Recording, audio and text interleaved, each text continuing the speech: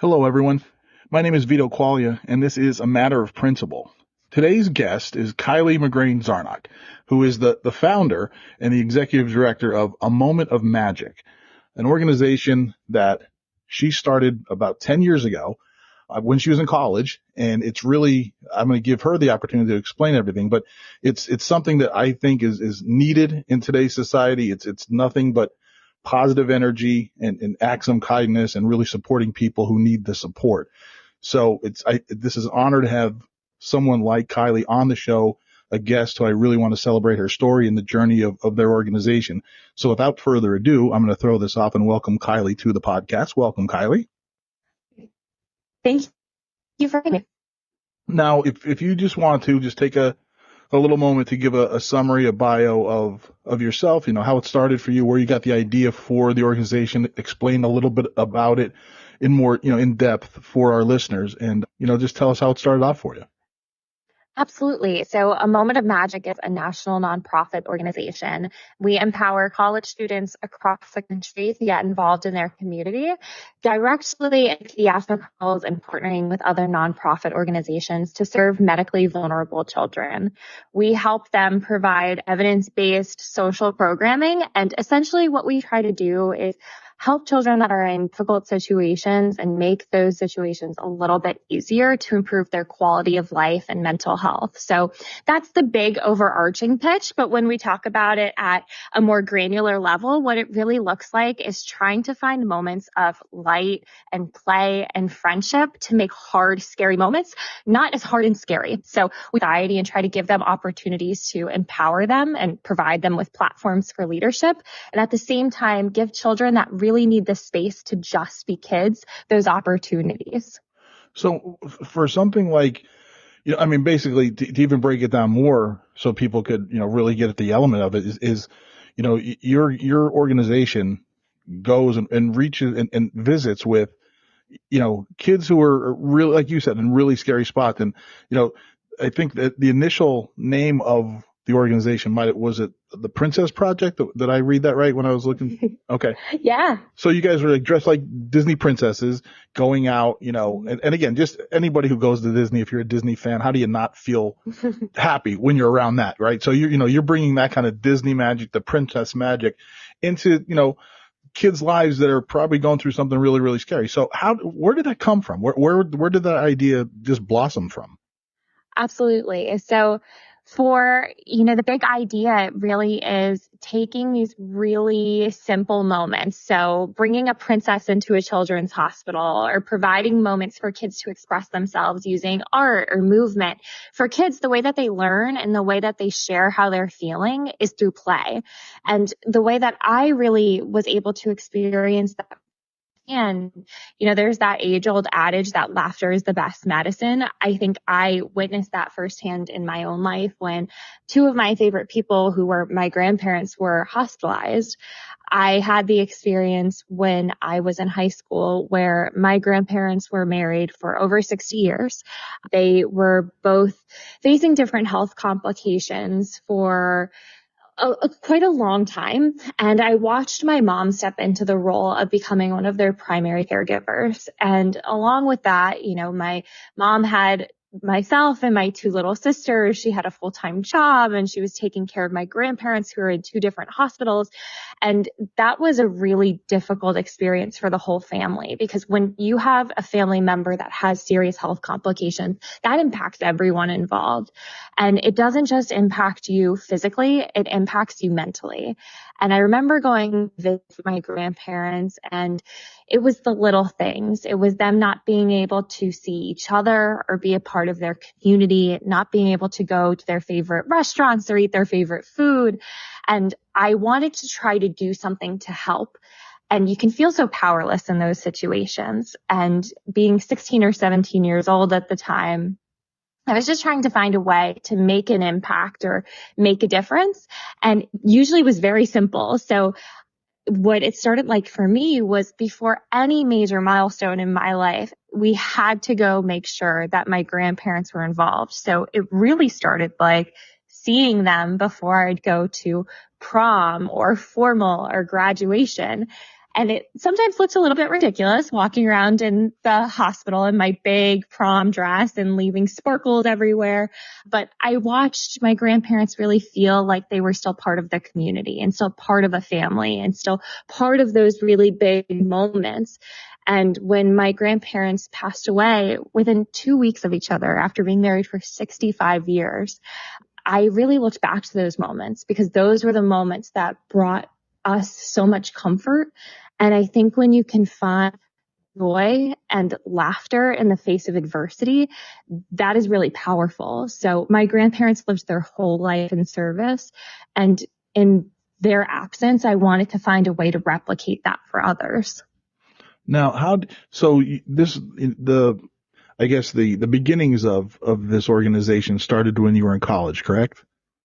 That is correct. Okay. So what were you studying? What was your major in college at the time? I was a double major in English and communication. Okay. All right. So you were probably going to go in the world of, marketing, communications, teaching, something like that. And then, getting involved in, basically, there's so many things under the umbrella of what you guys do, whether it's mental health support, health in the healthcare industry. I mean, there's so much going on there, but it really was kind of a left turn from what you were studying in the classroom in college, correct? It really was. I think for me, when I first went to school, I didn't really know exactly what I wanted to do, but I knew I wanted to be creative and hopefully help people. So in some way, it was a detachment from what I originally had anticipated doing, but in some ways, I feel like it kind of breadcrumbed me to what I hope has become, really what was meant. Exactly. So you found your it calling. really Yep. happened. Yeah, exactly. Well, so you come from a family, you said a family of service, and I know your parents were in the education coaching field as well. So in and around you had people that, gave back and had that strong idea of community and supporting the people within the community, whether it's the family or just anybody that you're, interconnected with. But so the sentiment of what you do and how you do it, I think everyone understands that and would be like, oh, that's a great idea. But then for someone who wants to try to get something like that off the ground, how do you make that something that is an actual thing? It's a great idea and it would be nice to do that every now and then, here and there. But how did you actually get like funding or support, professionally? How did that all work? Like the business side of it? Absolutely. The first time we went on a hospital visit, I was dressed up like a princess from Frozen. I was dressed up like Queen Elsa here in New York City at a 202 bed hospital. And I had anticipated doing this once or twice a month and being there for, an hour or two the first time. But the first time that we went to every single room in that 202 bed hospital and were there for over 4 hours. And I remember there was one little girl that had us sitting on the floor in the hospital hallway and sang the entirety of the Frozen soundtrack, no less than 4 or 5 times. And that's a long soundtrack. Sure. So, I think for me, I realized how powerful this organization was, even though it was so simple. And I learned firsthand from my parents directly that when you love something and you believe in it, you go 150% all in. So there really was no alternative of doing it a little bit. It was going to be everything that I could see in the future in that 1 second. I could see what the organization could grow into. And that really meant that I had to take it seriously and surround myself with people that believed in the vision and had the expertise and experience to help me build it and were incredibly well equipped to do so and wanted to help me build that side of myself that I had not had the experience on. So, that required creating a business plan and finding grassroots donors. Still to this day, almost 10 years later, almost everything we do is still entirely grassroots. A majority of our budget really are those small donations, and our average donation size is $35. So we make use of every single dollar that comes in and help it go as far as possible to making an impact. And so it's from that beginning in New York City, when you were dressed as Elsa, how many people were involved in that first initial visit? So just that first visit, we had two of us. It was myself and my college roommate at the time. Then we started expanding. I went to a very small college in the Bronx on the University of Mount St. Vincent. We expanded to our college there and got 40 students involved. So we started picking up momentum as the weeks rolled on. And then, so how did you, I mean, going to and I can understand, like, that must have been like, wow, like, holy cow. You knew it was a good idea. You knew it would be positive. And then when you saw the overwhelming support and love of what you guys were doing, it probably was like, oh my gosh, this could be, really, really something magical.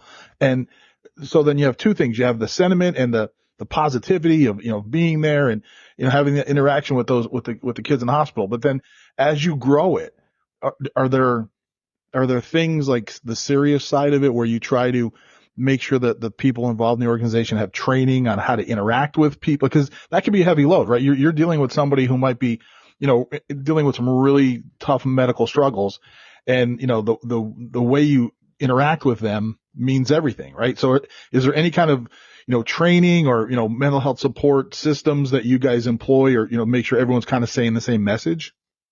Absolutely. It's so important that we understand and that our volunteers understand that every time we go into a hospital room, it is a privilege. That is a very intimate, vulnerable space. And if we are invited in that space for a child and for a family, we really need to make sure that we are supporting them to the best of our ability. So we very particular about our training and making sure that our volunteers feel prepared. We want to make sure that they understand what they are walking into. So that means understanding the different types of illnesses that we might be seeing, that they understand different types of treatment protocols or what different types of symptoms patients might be experiencing so we can better support those patients. At the same time, the activities that we do are also very specific. So it might seem like arts and crafts, but we actually work with a medical advisory team who help us create activity plans, and we train our volunteers both on the activities and how to facilitate them and the conversations around them. Because as I mentioned before, for so many kids, the way that they learn is play. So if we can use art and movement and coloring and dance to teach them about their emotions and their feelings and communicate them. For example, we work with a lot of pediatric oncology patients, and for pediatric oncology, the average diagnosis age is around 6 years old. If you have a 6-year-old going in and accessing their port, that's a really stressful experience. It can be really painful. It can be overwhelming. So if you have an adult going in, you might tell them to self-regulate and deep breathe and try to calm down when they have those experiences. That's not going to resonate with a 6-year-old. But what you can teach them to do is that muscle memory. So we can show them how to deep breathe by blowing bubbles. And then if we can show that to their caregiver and they can have those bubbles with them the next time they go to treatment, we're actually equipping the family to be better prepared for those situations and can make those experiences a little bit easier. So from that time, it was, you and your college roommate, and now 10 years later, how many people are involved, and how many areas do you guys service? We work with over 30 colleges and universities across the country. So we're all the way out at UCLA, back to the East Coast. We have a chapter at Misericordia University, down to Temple and Westchester. And we have about 1,100 volunteers across the country. And we partner with 350 nonprofit organizations and hospitals. So we are very, very busy. Wow. And so how do you, you got it off the ground, you had the vision, you guys initially, made it happen, but then it can't be you who's you're not the one that's sitting there all day long mapping all this out. I mean, you must have a person or a team of people that kind of coordinate everything, correct? We are a small but mighty team, so I'm incredibly lucky. We have a fantastic group of board of directors. We have 9 excellent professionals on our board that are across the country and really help oversee the everyday governance of the organization, which is incredibly important. And then on the same side, we have an excellent staff. We're a small but mighty team in terms of staffing. I'm the only full-time, but we have about 7 part-time staff members that oversee all of the programming in different aspects. They are the boots on the ground and the heartbeat of the mission that make it happen. They really help grow our leaders and our chapter presidents and our volunteers and empower them. And we could not do without our college student volunteers. I work with so many fantastic student leaders across the country, and every time I have the opportunity to see them in action, it is a reminder that we are in such great hands with this next group of leaders coming up. So for the volunteers on all these college campuses that you have, are they students who have a certain area of study that they're taking? Are these kids going into healthcare or, mental health support, teaching, things like that? Or do you just take volunteers that anyone who's interested is welcome? Anyone who's interested is welcome, but we definitely have a lot of students that are going into the healthcare field. We have a lot of students that are social workers or going into teaching, but these really are leaders. And I think that that's really amazing, is these are going to be the next people that are leading their community.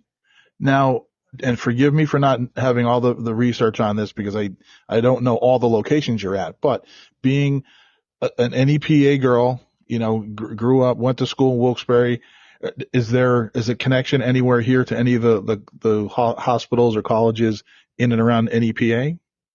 Yes. So we work with Misericordia University as our local chapter.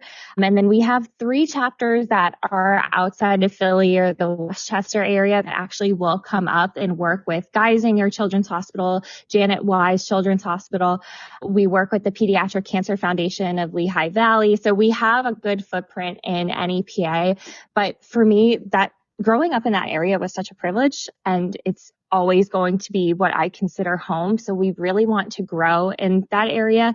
So if you are a college student listening to this, or if you are a parent of a college student, please don't hesitate to reach out to us. Go to our website, amomentofmagic.org, because we want to start more chapters and get more students involved in the area.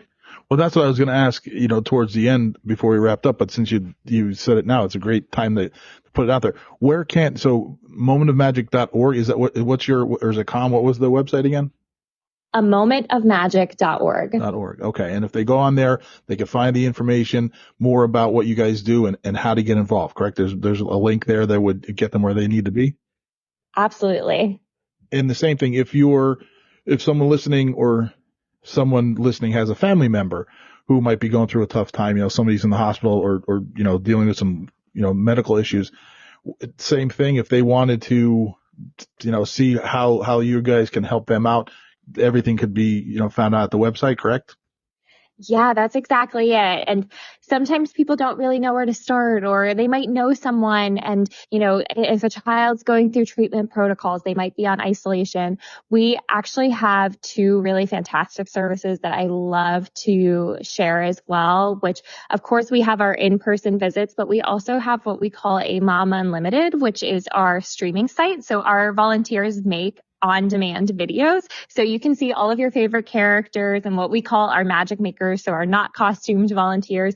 And they create these really fun and engaging videos that you can stream anytime, any place on our website. And we also do personalized video requests. So if you hit in your milestone, if it's first day of kindergarten or last day of treatment, we will make customized videos for that child. And all of our services are completely free of cost. Wow, that's tremendous. That's wonderful. Now, is there like a recurring visit thing? Like, do you guys find yourself going back and revisiting maybe kids that, have unfortunately had to go back into a hospital, or people that have extended stays? Or do you just try to, you're doing so many things, you're kind of just going here and then moving on to a different place? Or do you guys have places where you kind of continually return to? I think one of the things that makes us unique is that recurring relationship. So we try to stay in touch with as many families as possible to however they feel comfortable, mm-hmm. both in treatment, but also in survivorship or even into bereavement and supporting siblings. We have a relationship with a little girl who we met when she was going into survivorship at 6 years old, and she's actually now going into high school, which is incredible. So we are really around for the long haul. We love to support our families in whatever capacity we can. Yeah. And again, that's why I really wanted, to have this opportunity to talk and have you really talk about what you guys do and to celebrate it, because it's such a wonderfully positive thing, but it is so incredibly serious too at the same time, right? And what you mentioned there with the bereavement. And so there's going to be situations where, youngsters that you guys interact with, are going to succumb to some issues. And how is that, for your people, for the volunteers that go, like, I'm sure that must be tough, and there must be training that you do to help your people kind of deal with, the loss of, the visits that you had. Absolutely. And I know that you are someone that is an educator. So we always like to think about it in that sense. We work with about 60% of our population is affected by pediatric cancer. And every day, 47 children in the United States are diagnosed with pediatric cancer. That's 1 in every 285 children. And it's really important for us to put that into perspective, because there are situations where we do have children that do not survive pediatric cancer. And we want to do everything we can to support both the family, but also support our volunteers who can be affected by the secondary trauma of that experience, because they put their whole heart and soul into everything that they do for these kids. So we have to make sure that their mental health and their care and compassion is safeguarded. So we do emotional retreats and support for them. But, our ethos has always been that what care and compassion and support we have for one family, it's not a piece of a puzzle where that is only reserved for them, and that can't grow and expand. And I think that that's really important, is to channel that energy and channel that light of that one child into supporting as many families as possible in honor of that child. And we've been very lucky to be able to do that. And I think that, you could tell in the way you talk about what you do that, you understand that it's important, but you also understand it's a privilege, and that comes across in, the way you're very authentic, and you could tell the passion, that you have about the calling that you have. And the important part that I see, in education, been doing it for over 30 years, and it's always, and everyone knows it, if there's any place that seems like it loses the funding first, it's always those social service agencies, right? When budget cuts come to boroughs and counties and states, it seems like the most vulnerable people are the ones that lose the services first, right? And so for you guys to do what you're doing and, make it something that parents don't have to worry about paying all this money to help their kids feel a little bit better, or help, and help any family members, deal with things in a more positive way. It's such an important piece. There should be 1,000 organizations like yours. And I'm sure there are, but there's not enough, because everywhere you look, there's people in need, people suffering from a million different things, and trying to build that positive energy, because I firmly believe positive energy is contagious. That's just the way it is. Momentum is a real thing. And when you put that kind of positive stuff out in the real world, you're building that momentum. So that's again, a reason we want you on this show. But building on the positive, it's great and it's awesome, and we're talking about all these really good things, but there had to be challenges over these 10 years about getting this off the ground and continuing, the sustainability, and trying to, I'm sure funding areas dry up sometimes, and you get nervous about that. Tell us about some of the challenges in leading an organization like this. Part of running a nonprofit organization is asking for help, and it's asking for help pretty constantly. As I mentioned before, we are a grassroots organization, so asking for donations or for support in any shape or form is really key to what we do. So a part of that is getting told no very often. So you really have to build that resilience and exercise that muscle. And I think that that's really important. And for us, there isn't a day where we're not told no. So figuring out how to respond to that, I think for me, I've always tried to approach it in a way that a no is maybe a not yet, or not taking no for an answer. I am someone that really wants to figure out how to solve those problems. And if there is an obstacle in my way, then I'm either going to get over it, move it, or find a different path around it. For us, we are so mission centric and so mission focused, and everything that we do is focused on why we do it, that I know it doesn't matter how much money we raise or what that obstacle is, we will figure it out. out. And I'm incredibly lucky that we have such a great team around us to rally each other, because I think you're only as good as your team is. And for us, we have an excellent team. So that is something that we're very lucky for.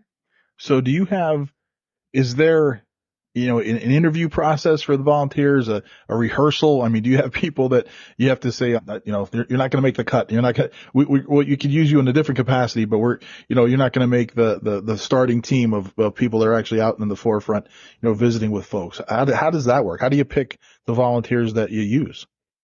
So our chapter presidents go through an application and an interview process. So we really want to make sure that they are aligned and ready to be leaders, and at the very least coachable. I think that that's really important for this age demographic, being between 18 and 22 primarily. We don't expect them to be perfect, but we expect them to want to do their best. And we've been incredibly lucky that we've had a great group of volunteers that are ready to step into those positions. For our volunteers in general, all of our volunteers go through trainings before they're able to put that costume on and be the star of the show.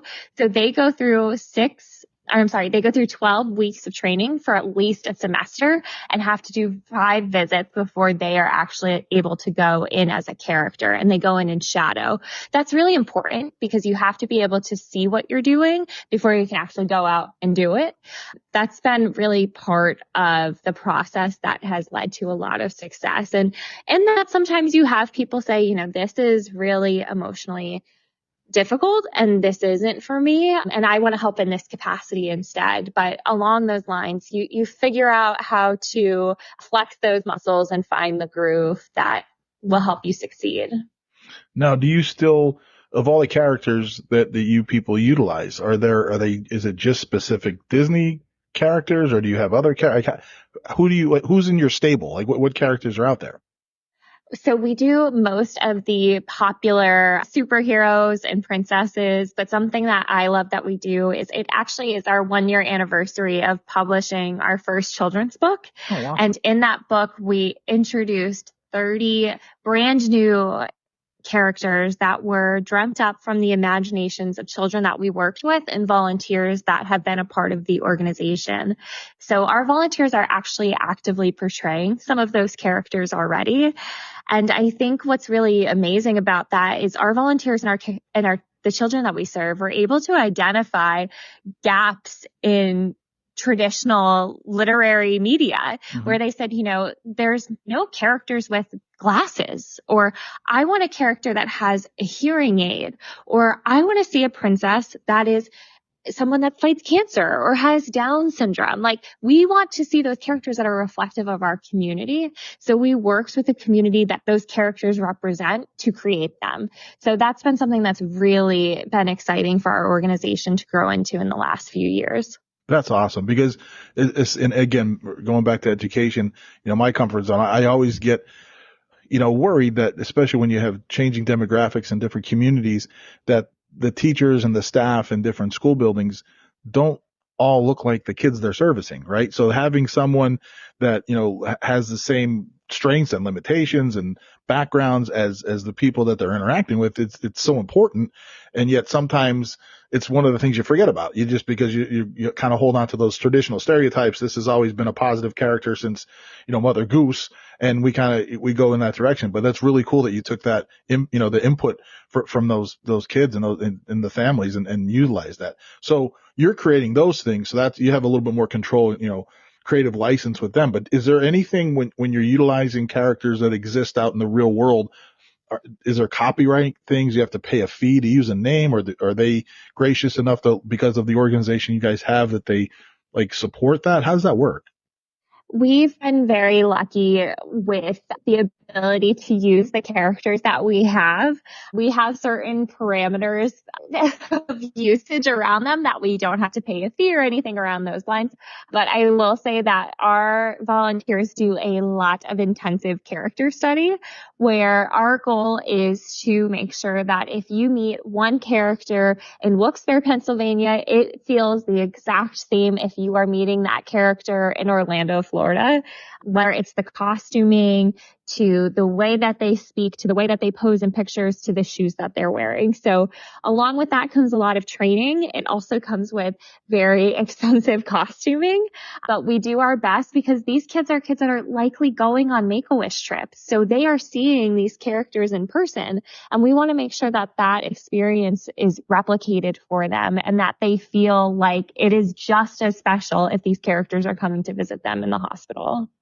What's it like, or do you have any, I'm sure you do, conversations, or especially when maybe the volunteers or the characters do it for the first time? Like, what kind of stories do they share? Because there has to be the magic for them.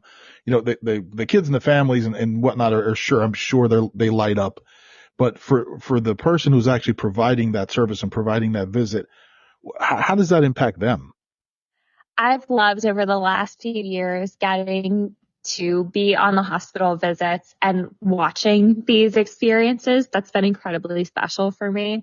And there have been experiences where there have been kids that have literally just gotten out of treatment or have just had surgery that week, and we'll see that character and we'll run down the hallway and we'll collapse into their arms and hug them. And you just see this immediate moment of magic. And that's why we called it that organization, because you see in one instance the profound impact that you can have on another person. And I think for so many of our young student leaders, it's often their first experience of seeing that impact in person and seeing how they can influence someone else and how taking the time out of their day to prioritize the well-being of another can make that difference. So I've heard from them about that experience. I also love when I hear from our college students that finding a moment of magic on their college campus provided them with yep. Okay.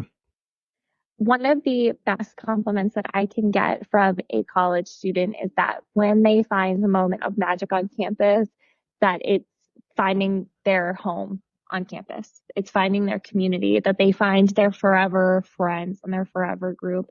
That's what a moment of magic provided for me. And to be able to replicate that at colleges and universities across the country, that's the best compliment I could get. Are there, if someone wanted to, reach out, or maybe someone who's listening or someone who's listening has a friend with deep pockets, are there certain things, is it just donations you're looking for, or donations in kind? Are there certain things that the organization needs more than other things, or is it really just a funding stream of money coming in that would help out? There are so many different ways that you can help support the organization. If you want to make a general donation, that helps power the mission inclusively, so of all of our projects, which is incredibly helpful. If you want to make an in-kind donation, things that we are always looking for are programming supplies, so arts and crafts supplies, crowns and tiara, things that we can give to the kids on visits, like toys and things of that nature. Gas gift cards is a big one. Gas is so expensive, and to be able to reduce barriers for our college students to go on those visits, that makes a huge difference. Printing supplies are also really expensive, so being able to, give tablecloths for volunteers or hand out business cards, that's really helpful. If you have any way to come and support the organization, or if there's anything you think you can do, it doesn't matter where it is or how it falls into the organization. I guarantee you there's a way that you can support. So you've said so many really cool things about what you guys do, but if you had to think of, over the course of the 10 years that you guys have been doing it, is there one or two things that happened that you're most proud of or made the most impact on you, leading this organization? Anything that you could think of? So in 2020, the world changed. We had basically our entire business model changed completely. Hospitals closed, our college students had to evacuate their campuses, and people weren't donating to nonprofits as much because the financial landscape changed. So what we really had to do was take a step back and figure out what direction we wanted the organization to go in.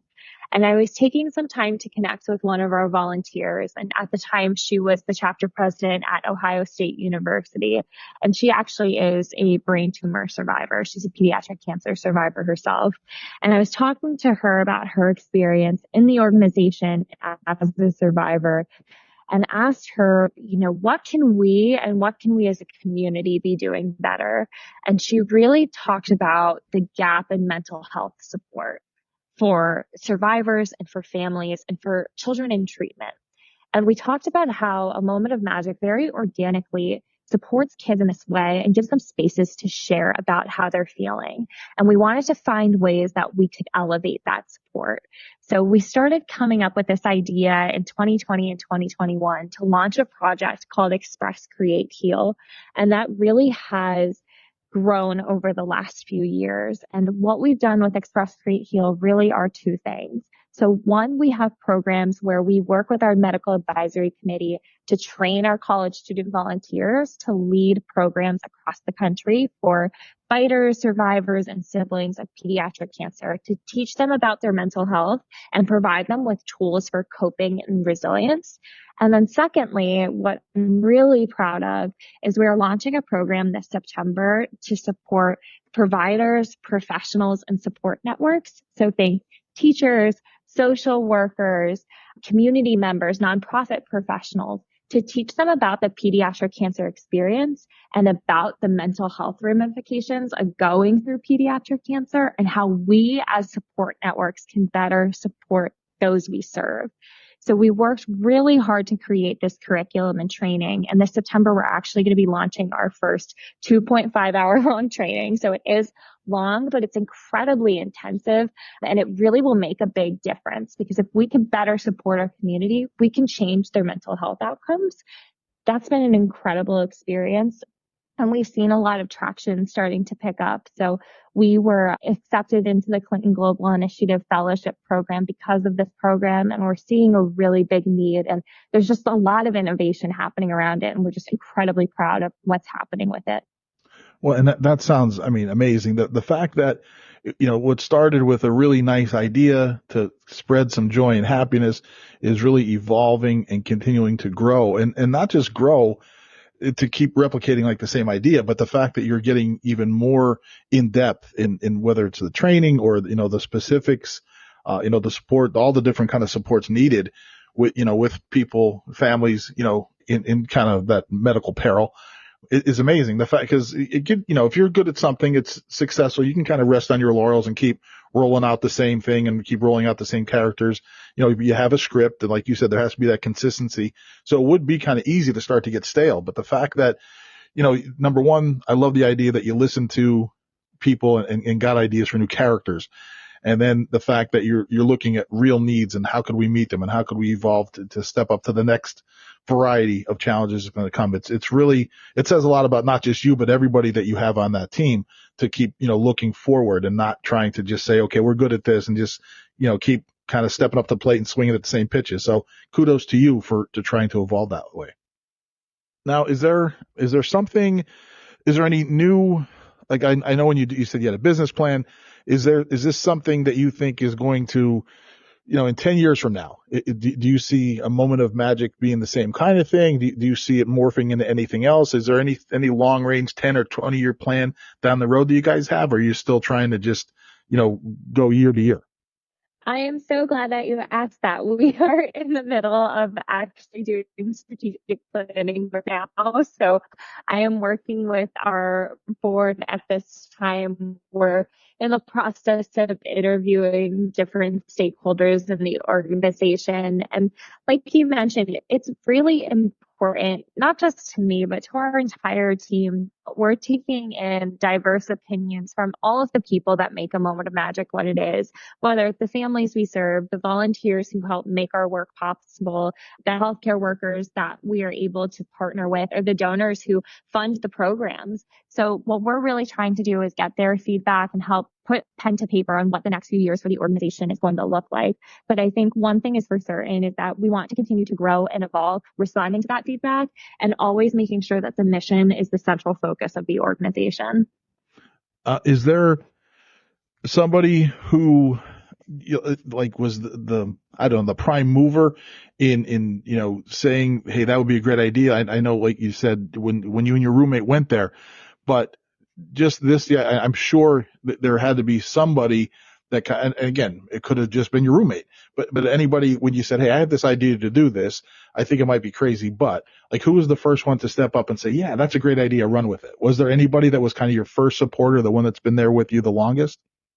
It's really funny. The first person I told about the organization or this idea that I had at the time was the who inevitably turned into my husband. At the time, he and I were just friends, and I had told him about this idea. And I remember his response to me was, "It sounds like you're building a business. When you come back to school, why don't you sit down with a professor that I know, and I'm sure that he can help you write a business plan." And I think that it was him taking me seriously that helped me take myself seriously.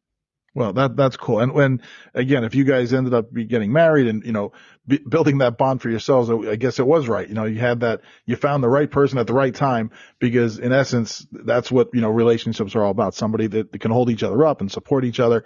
And the fact that he's been there with you, since day one is really cool. So that's great that you guys have that. And you could tell everybody that's at your, 50th wedding anniversary. You can go back and bring that up. So that'll be cool.